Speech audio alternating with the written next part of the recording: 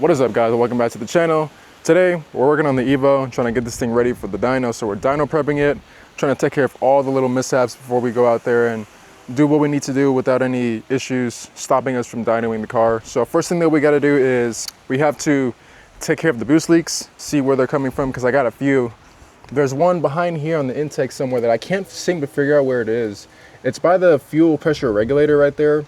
It's like coming from the hose, but it's not at the same time. It's weird. Like I try to tighten it all the way and still leaks. And then I think some of these clamps right here, the HD clamps that I got on, those are leaking too, because these are some basic like Amazon ones that I paid like $25, $30 for like 200 something dollars. I'm like, yeah, I'm not spending that much money for some clamps. And then painting them too, I'm not doing that. So they were good. Only thing I got to do is just like, if it leaks, I got to take it off, pull off the O-ring, put on some like silicone like tape on the bottom so that way it sits higher in the groove and then it'll seal better. So that's an easy fix. What I need to really get done is how I can wire up the rolling anti-lag button. I have it mounted and drilled in here. This is supposed to light up like a little ring. So here's the wires that go to it. I need to figure out the power and how to route it. I have the little diagram right here. So this is a momentary switch I got from Amazon. Pretty cool. It feels really nice to push. So I'm gonna figure this out a little bit off camera. I need to take all this stuff off. So I need to take this off, and then get to the wires again. And then I'll pick up the camera when I figure out what I need to do. I love that these cars are so easy to work on, dude. So now that this is out of the way, this literally just has two Phillips and then it just pops out.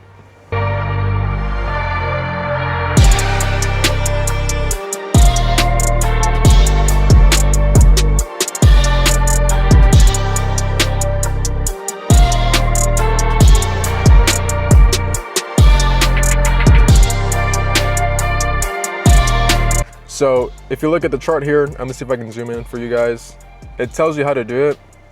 So it says connect the NC terminal, which is the yellow wire, to the positive of the device, and the device being the ECU. So this is the yellow wire, which is what's going to give it power when I push it down. So this one connects to the ECU as a positive. And then it says connect the green wire to the red wire and connect it to a power supply, which is, power. So I already did that before. These two are connected. And this would go to like the battery or something else on the ECU for power, just to make the ring light up. And then connect the black wire to the device, which will be the negative, which is this one. So these two are what's going to engage the rolling anti-lag. So I need to figure this out. And the ECU is way back in the dash. I need to take the glove box out, fish it out of there with all the wires, and look at the graph, the diagram for the ECU to see where I can pin it in at. And then I will worry about the power for the lights and all that stuff later. I think I figured it out. You really can't see because this thing does not focus at all. But it says here I can use pin 11, which is going to be AV1, spare analog voltage input for positive. And then I can use pin 12 for signal ground for input sensors. So it's way in there. I gotta figure out how to get all these wires out the way. All right, so before I forget and just keep going, I'm gonna give you guys a little update. I'm chasing down a lot of wires, trying to just figure out what goes to what. I'm following one that leads to the engine bay that's caught up like in a lot of this stuff over here, which is the AFR gauge, which I don't use at all. And I'm taking that out. I'm trying to see if I might have done something to where I need to keep it in, because I remember for a while I took it out before. I think it was this, and then something happened. I had to put it back together. I can't remember what I did. I need to figure this out, but I'm kind of glad I'm doing this now, because if I would have done this at the dyno, this would have taken forever and it would have delayed everything so much. It would have taken like twice as long to get this car done. Probably not even get done that day, because there's so much stuff going on in here that it's just like, it's its own problem that like it needs to get fixed. So see what happens, and then we'll just try to sort everything out later. All right, so this is where I'm at right now, and pretty much there's really nothing I can really do. I finally figured out what goes to what, and everything's just so intertwined.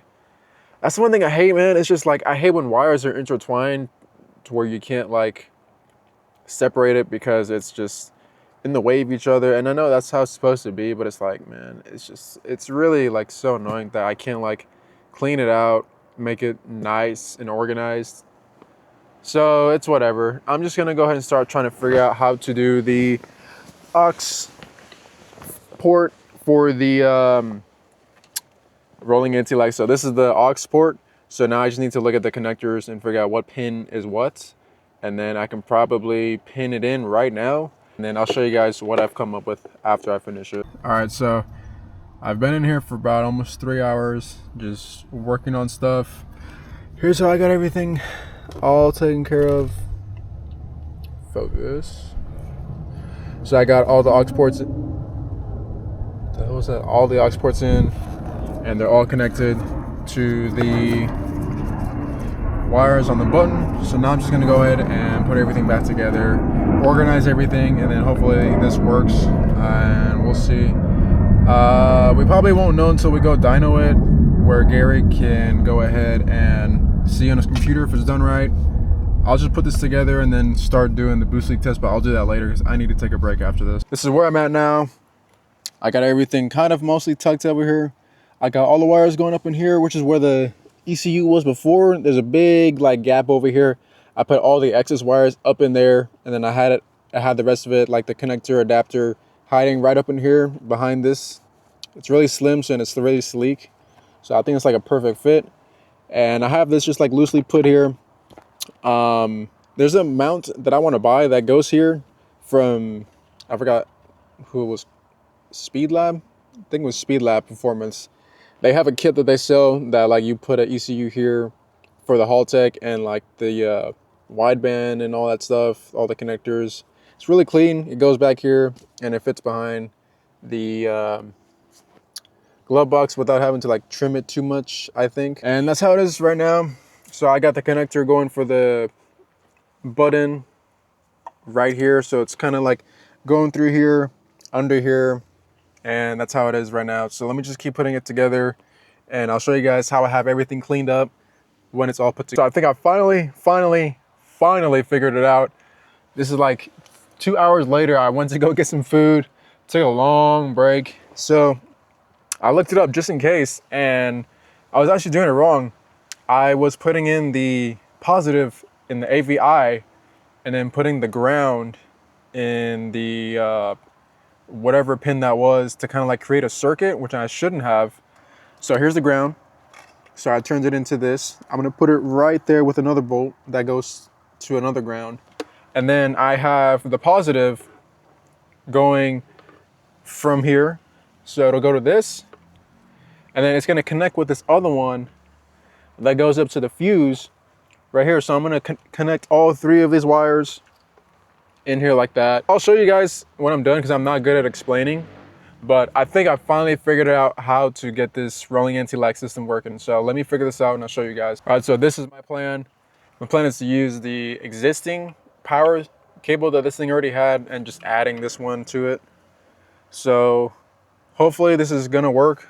I'm gonna put everything together and see if it works. If not, I don't know what to do.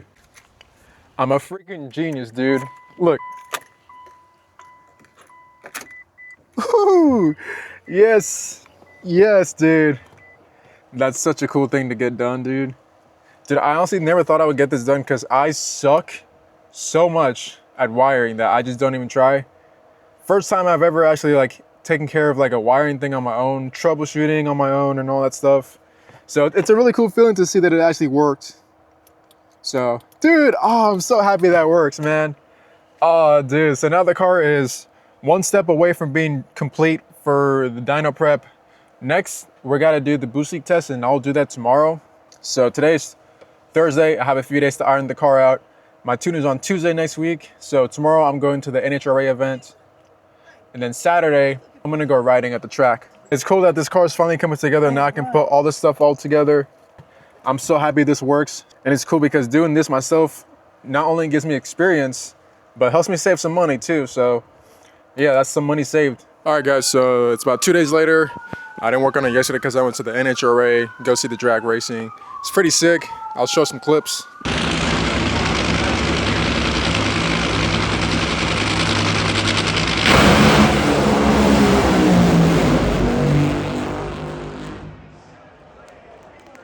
So now what we got to do is we have 2 days left to prep the car before the dyno. Today's Saturday and I have till Tuesday, so I got Sunday and Monday left. All I really need to do is just do a boost leak test, and then I need to also add some oil because I just checked the dipstick. It's pretty low, so that needs more oil. And I know I got a few boost leaks somewhere. And then I got one more thing is that I don't know if you guys have had this problem before, but I've changed the alternator on this car before. If you've done that, you know how much of a pain it is. I tried to take it out from the top. I got really close, but because I have a skunk 2 manifold, it just sticks out a little bit further, and I couldn't get it out from the top, so we had to take out the drive shaft, pull it out from the bottom, and then there was a whole big ordeal. I think when we put the drive shaft back in, or the axle, I'm sorry, it didn't, I don't know, it went in right, but for some reason when the car goes up to like 2,500 RPM, it shakes and rattles super hard, like you can feel it on the floor. So I don't know if it's because some oil spilled out of the T-case or if something is just not right, but it'll go away if you go higher than 25 or below 25. It's just in 25 is when that sweet spot hits. That's when it starts rattling, which is weird. I don't know if it's like super concerning, but it's just really like strange. That's all I can really say about it. So I'm gonna go and take off the air filter, and then we'll put on the boost leak tester, get the pump out, and then see where I'm getting any leaks. It's just barely there. So I'm gonna put a little bit more. I might as well just put the whole thing in just to be safe. I'd rather be safer than sorry. Because this aftermarket dipstick I got doesn't have it has a minimum line, but not a like maximum line. So I don't know where to stop. I was gonna get a funnel, but screw it. I don't feel like it. Yeah, I wanna make sure this car is like perfect for the dyno, because in the past, there's always been something wrong with it. Just little things. This time, I'm pretty positive that it's gonna run perfect without any issues, especially after you spent so much money and you're about to like push it to the limits. You wanna make sure nothing is wrong. All right, filter's out. I need to give that thing a clean. So if you don't know how this works, you literally just put it on the turbo and then clamp it on.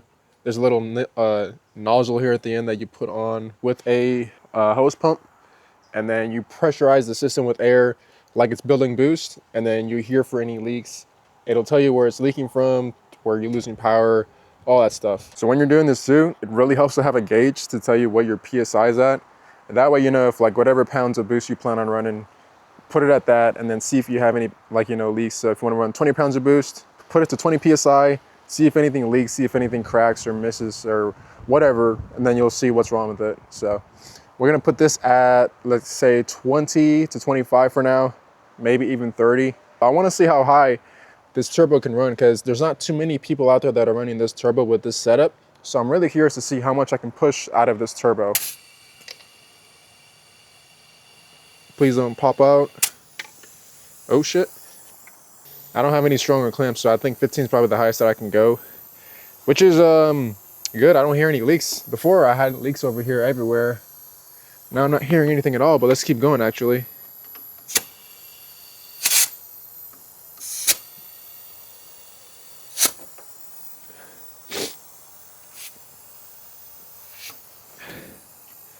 It can't be more than, no, that's gotta be more than 15. I think this thing's all messed up. All right, 20 PSI. Don't hear any leaks, so I think we're solid. All I hear is just that from the hose. And I think we're solid. Don't hear any leaks, so I think we should be good. So boost leak test passed. We'll probably do another one at the dyno. But for now, it seems like it passed. And that's about it. I don't think we need to check anything else. All right, guys, that's about it for this video. Everything's all checked out. Coolant's topped off. Boost leak is done. Rolling anti-lag is done. Oil is topped off too. Pretty much everything's all good to go. I do need to bleed the system probably for the coolant because it was a little low. One of the clamps is kind of messed up and I can't tighten it all the way, which is why I have a leak. So I'll figure that out later, but that's just gonna end it for this video. Next video will be of this thing getting on the dyno, loading it on the trailer, taking it out there. Yeah, hope you guys enjoyed the video. If you did, leave a like, comment, subscribe, all that stuff. Catch you guys in the next video.